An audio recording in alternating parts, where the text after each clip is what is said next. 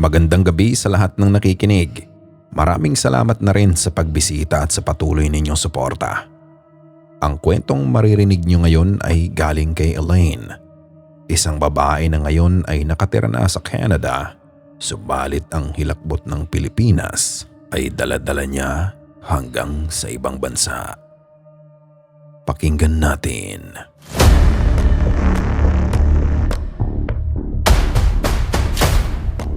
Tawagin nyo na lang po akong Elaine. 28 taong gulang na ako ngayon at kasalukuyang naninirahan dito sa Canada. Malayo na ang narating ko mula sa kinalakihan kong bayan sa probinsya ng Laguna. Dito sa Canada, ang buhay ay mabilis, de oras at higit sa lahat, lohikal. Kapag may narinig kang kalabog sa taas ng apartment mo, alam mong kapitbahay lang yon. Kapag may aninong gumagalaw sa gilid ng mga mata mo, iisipin mo agad na baka dahil lang sa pagod o kulang sa tulog dahil sa double shift sa trabaho. Dito sa Canada, ang multo ay isang konsepto lang sa pelikula. Pero bago ako naging ganito kapraktikal, lumaki ako sa isang lupain na puno ng mga kwento. Sa Pilipinas, kung saan ang bawat punong balete ay may bantay. Ang bawat lumang bahay ay may unang nakatira. 11 taon din akong nanirahan doon bago kami nag-migrate. At sa loob ng 11 taon na yun, ang sistema ko ay punong-puno ng mga babala mula sa matatanda. Huwag kang magtuturo sa gabi, magtabi ka ng asin, huwag kang maingay sa gubat. Ngunit habang tumatagal ako sa ibang bansa, unti-unting nabubura ang mga paniniwalang yon. Naging westernized, ika nga. Ang takot ko sa multo ay napalitan ng takot sa bayarin, sa inflation at sa lamig ng winter. Hanggang sa dumating ang taong 2018. Ang taon kung kailan nagpasyang umuwi ang pamilya ko para sa isang mahabang bakasyon. Marami nga ang nagsasabi na ang mga alaala ay parang mga nakabaon na gamit. Sa oras na bumalik ka sa lugar kung saan mo sila iniwan, unti-unti silang huhukayin ng panahon. Hindi ko alam na hindi lang pala alaala ang mahuhukay ko sa pagbabalik na iyon. 7 taon akong hindi nakatapak sa lupaing tinubuan ko. Kaya naman noong lumapag ang eroplano sa NAIA, ang bawat amoy ng usok at alikabok ay parang musika sa akin. Excited ako. Sabik akong makita ang mga pinsan ko, ang mga kababata ko, at higit sa lahat, ang ancestral house namin sa probinsya. Ang bahay na iyon ay nagsilbing pundasyon ng aming pamilya. Itinayo ito noong panahon pa ng mga Amerikano. Kaya naman ang estruktura nito ay halo ng semento sa ibaba at matitigas na kahoy sa itaas.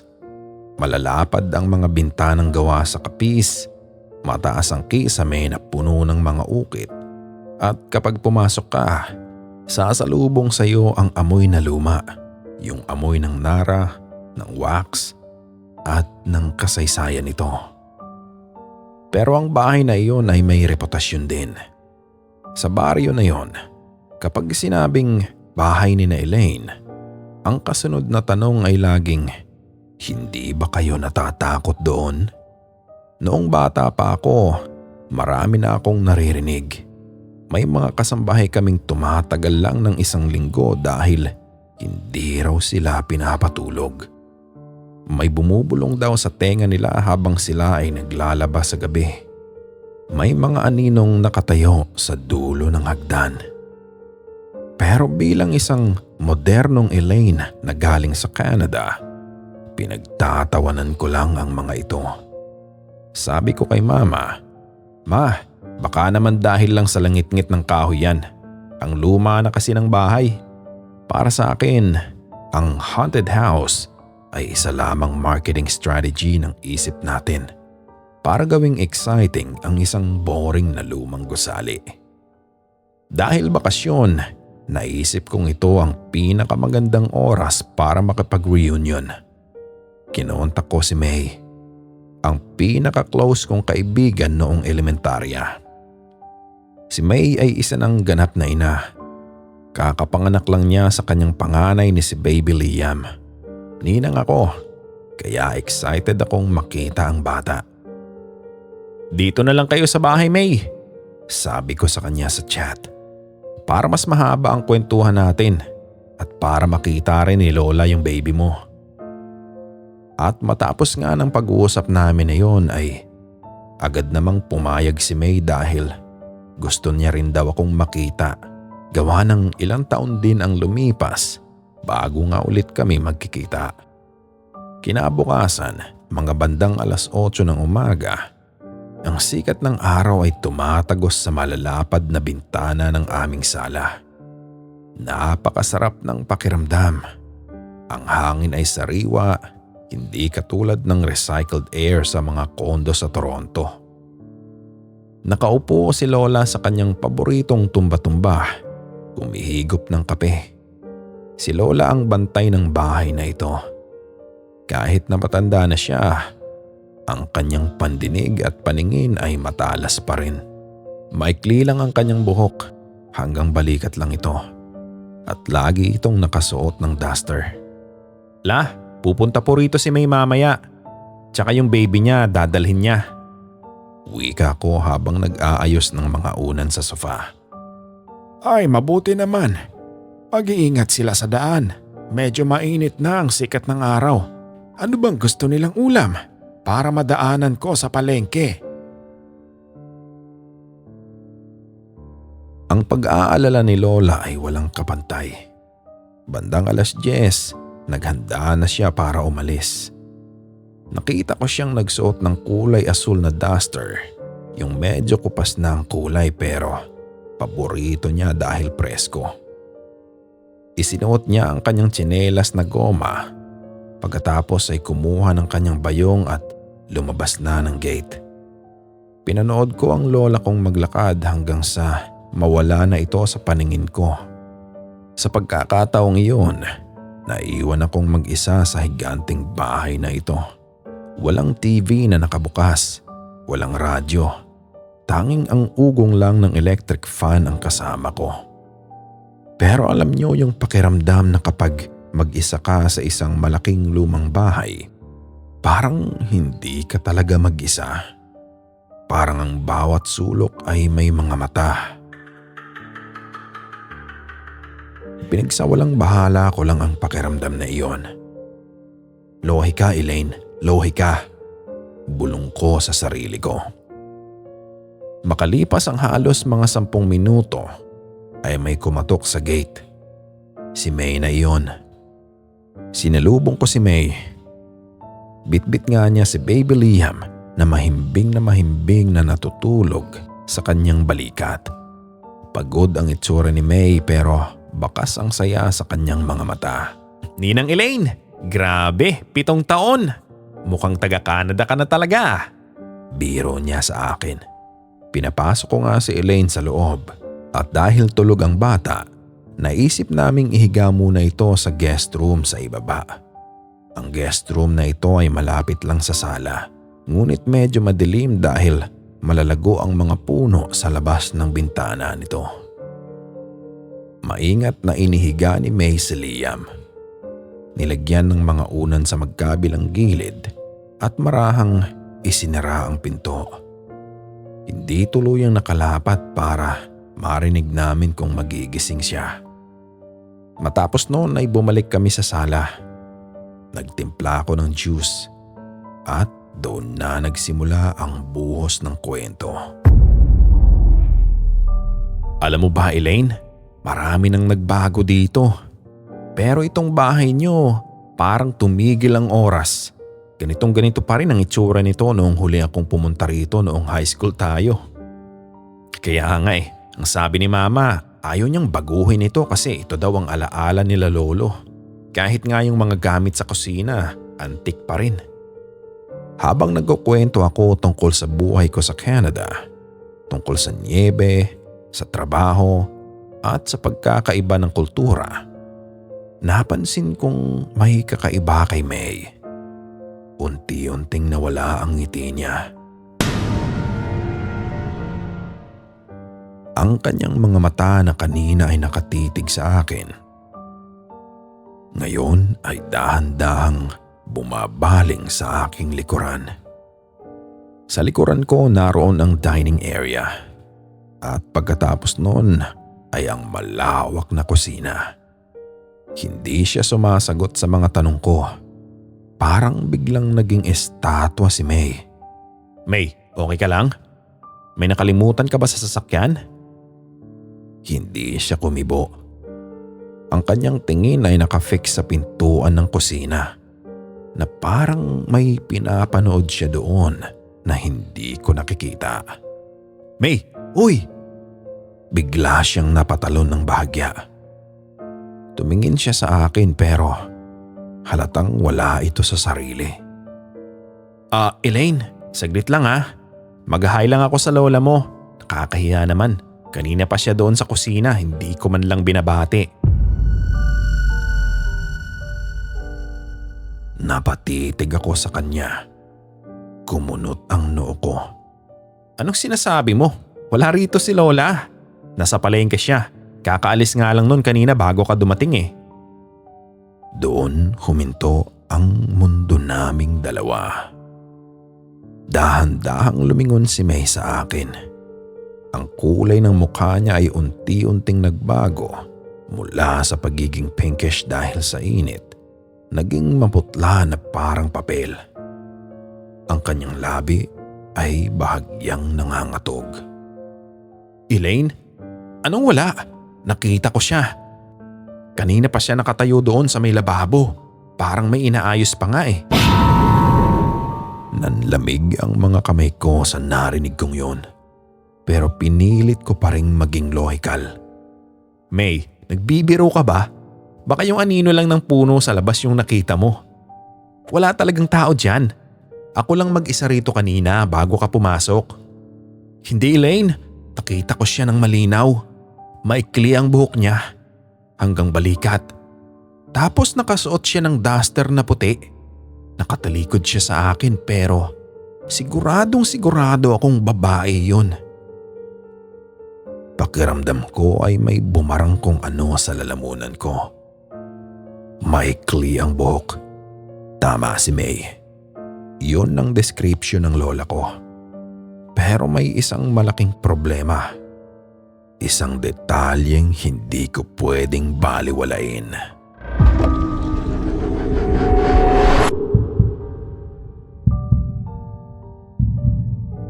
May, ang lola ko nakasuot ng asul na duster nang umalis siya at sigurado akong lumabas siya ng gate.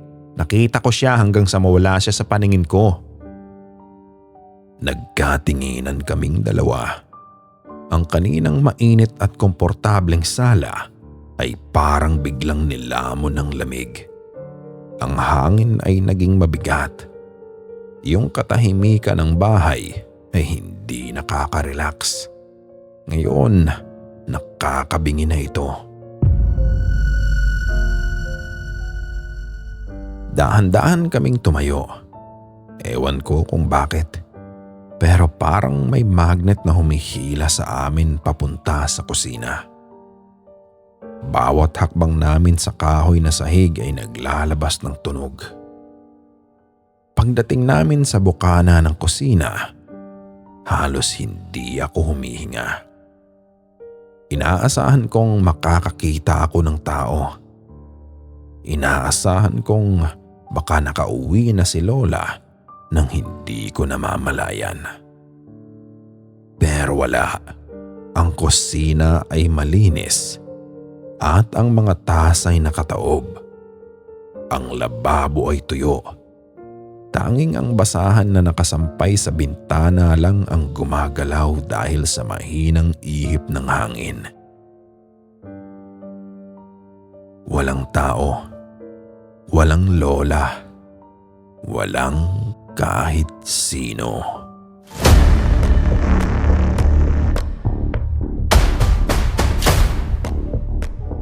Baka namamalikmata ka lang. Pabulong kong sabi kay May. Alam mo naman dito sa probinsya, ang liwanag ng araw minsan nakakaduling. Umiling si May. Halatang hindi siya kumbinsido. Ang kanyang mga mata ay nangingilid na ang luha dahil sa takot.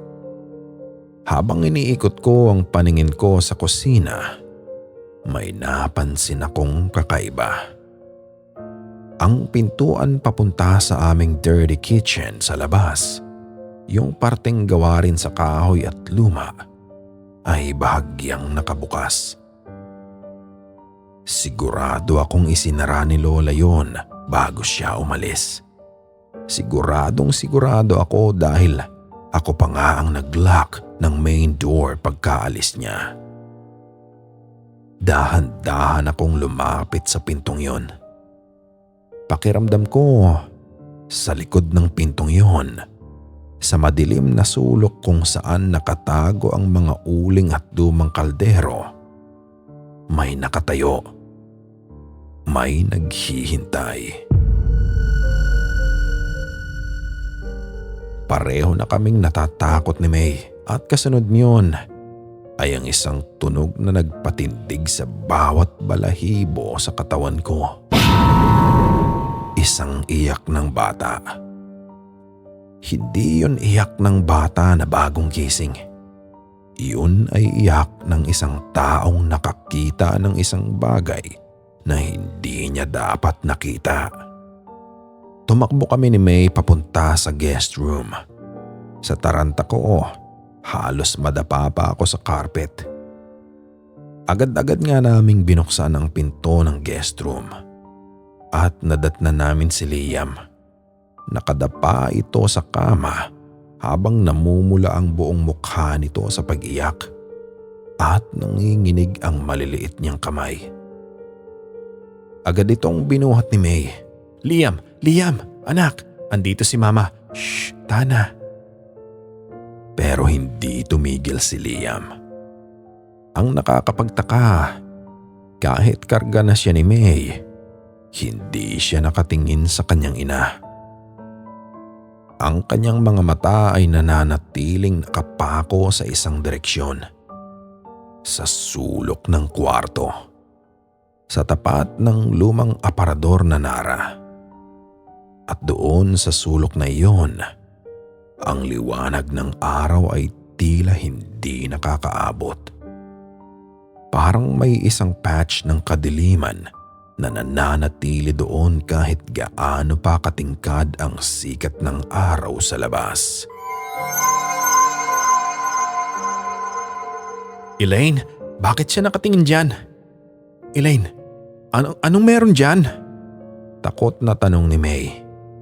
Ngunit ako, wala akong makita. Kahit anong titig ko, wala talagang tao sa sulok. Pero ang bigat ng hangin sa kwartong yun ay hindi ko maipaliwanag. Pakiramdam ko ay may nakatayo doon. Nakatingin sa aming tatlo. At tinititigan kung paano kami matatakot. Ilabas muna natin siya, May. Ilabas muna natin. Wika ko kay May. Hinawi ko ang kortina para makapasok ang mas maraming liwanag. Pero kahit anong gawin ko, hindi nawawala ang pakiramdam na may kasama kami. Kaya lumabas kami doon sa garden, sa ilalim ng puno ng mangga.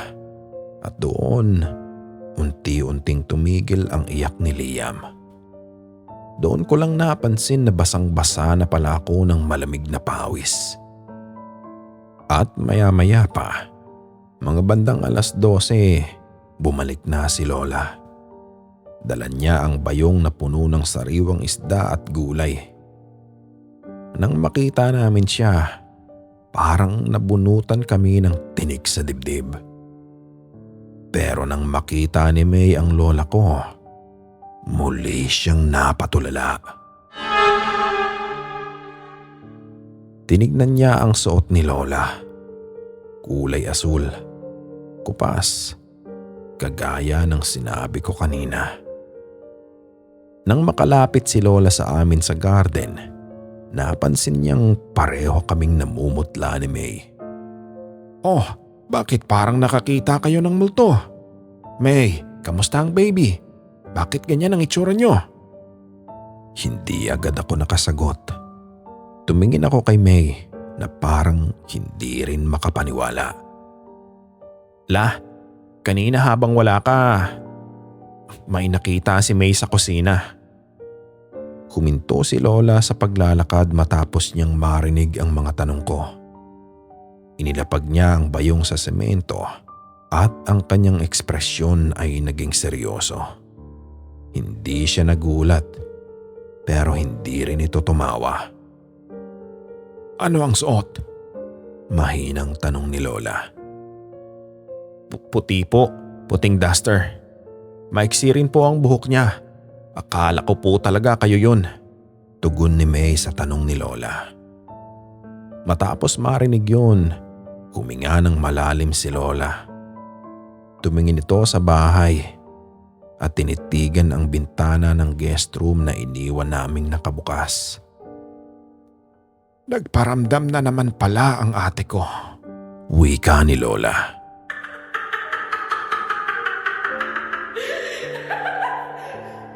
Halos hindi kami makapaniwala ni May sa narinig namin yon. Matapos nun ay niyaya kami ng lola ko na maupo sa veranda habang siya ay nagluluto. Doon niya ibinahagi ang kwentong matagal na niyang itinatago sa amin. O marahil ay kwentong pilit lang naming kinakalimutan. Ang ancestral house na ito ay hindi lang bahay ng pamilya. Ito rin ang lugar kung saan pumanaw ang nakakatandang kapatid ni Lola, si Lola Tasing. Si Lola Tasing ay namatay noong dekada 70. Sabi ni Lola, bago pumanaw si Lola Tasing, paborito nitong suot ang isang puting duster. Ito rin ang suot niya noong siya ay binawian ng buhay sa mismong guest room kung saan inihiga ni May si Baby Liam kanina. Mula nung mamatay siya, hindi na siya umalis sa bahay na ito. Minsan, kapag nagluluto ako, nararamdaman ko siyang nakatayo sa likuran ko. Minsan naman, naririnig ko ang yabag niya sa itaas. Hindi siya nananakit, Elaine. Gusto lang niyang malaman na may tao pa rin dito sa bahay niya. Pero bakit pati si Liam? Bakit siya naiyak ng ganun? Sagot ko. Ang mga bata, malinis pa ang kanilang mga mata. Nakikita nila ang mga bagay na hindi na natin kayang makita. Siguro nilaro siya ni Ate Tasing. O baka naman tinitigan siya ng malapitan. Doon ko naiisip yung blurred face na madalas ikwento sa akin ng mga kababata ko noon. Yung mga kaluluwang hindi makaalis dahil may hinihintay pa sila sa mundong ito. At doon naisip ko na 7 taon akong nawala. 7 taon kong binaliwala ang mga kwentong ito. Akala ko kapag nasa Canada ka, ligtas ka na sa mga ganito. Pero ang totoo, ang mga multo ng nakaraan ay hindi nalilimutan ang kanilang tahanan. Hindi rin nagtagal si May noong hapon na iyon. Kahit masarap ang luto ni Lola, halatang hindi siya makakain ng maayos. Umalis sila bago magdilim. Bago siya sumakay sa tricycle, hinawakan pa niya ang kamay ko. At sinabi nitong, "Elaine, mag-iingat ka rito. Baka sumama sa'yo sa Canada yung nakita ko." Biniro ko siya at sinabing hindi mangyayari yun. Pero noong gabi na, habang nakahiga ako sa aking kwarto sa itaas, hindi ako makatulog. Ang bawat langit-ngit ng kahoy ay nagpapakaba sa akin. Kahoy lang yan, sabi ko sa sarili ko. Yung mga tunog na parang may naglalakad sa hallway papunta sa kusina. Dahil nga hindi ako makatulog, ay dahan-dahan akong bumangon para uminom ng tubig. At pagdating ko sa dulo ng hagdan, tumingin ako sa baba. Ang sala ay madilim. Tanging ang liwanag ng buwan lang ang tumatagos sa mga bintana. Tumingin ako sa direksyon ng kusina. At doon naalala ko yung tanong ni May na hanggang ngayon ay bumabag-abag sa akin.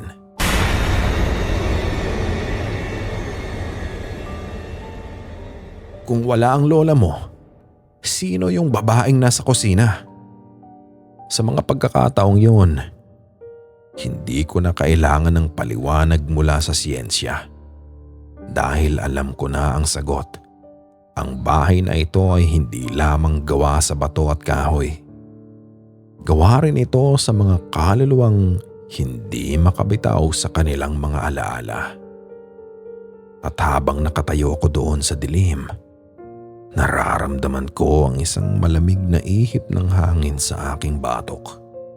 Isang bulong na parang galing sa ilalim ng lupa. Huminga ako ng malalim at bumalik sa kwarto. Hindi ko na nagawang dumiretso sa kusina para uminom ng tubig. Hindi ko na rin nagawang lumingon pa dahil alam kong naroon siya. Minsan ang pag-uwi sa Pilipinas ay hindi lang pagbabalik sa pamilya.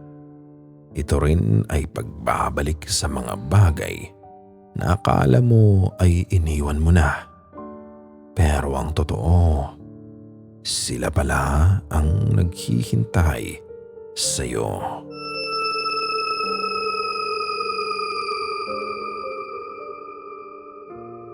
Hanggang dito na lang para sa kwento natin ngayong gabi. Maraming salamat muli sa patuloy na pakikinig at suporta ninyo. At kung may mga kwento kayong gustong ibahagi ay maaari ninyo itong isend sa aming email na amangilawtales2026@gmail.com. Ito ang Amangilaw Tales. Maraming salamat at hanggang sa muli.